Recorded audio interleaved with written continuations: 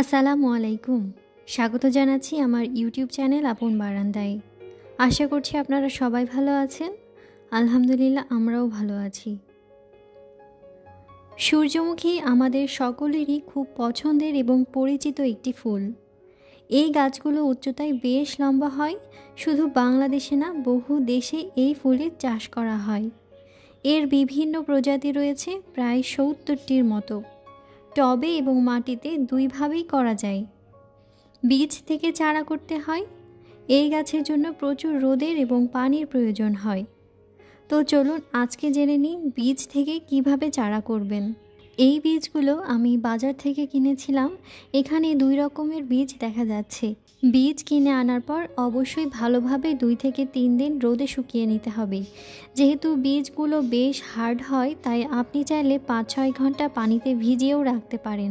আমি শুধু শুকিয়ে নিয়েছি।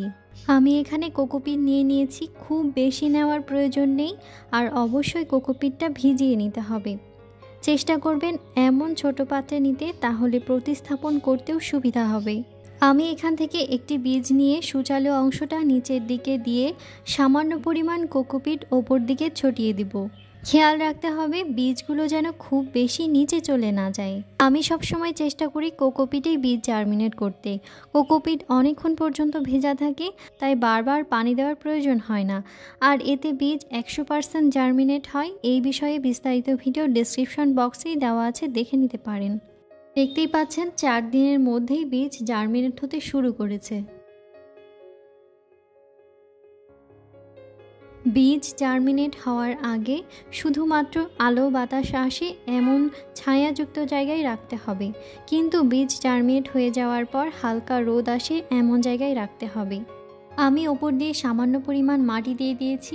যেহেতু কোকোপিট থেকে কোনো খাবার তৈরি করতে পারবে না, তাই সামান্য পরিমাণ মাটি দিয়ে দিয়েছি।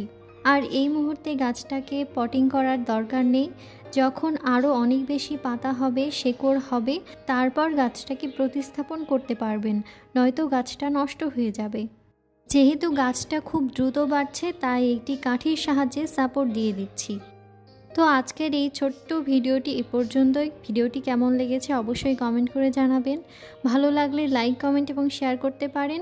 চাইলে আমার চ্যানেলটি সাবস্ক্রাইবও করতে পারেন। সূর্যমুখী বীজ থেকে চারা তৈরির পরবর্তী ভিডিও যদি দেখতে চান, তাহলে অবশ্যই কমেন্ট করে জানাবেন। আজ তাহলে এ পর্যন্তই। আগামী ভিডিও দেখার আমন্ত্রণ জানাচ্ছি।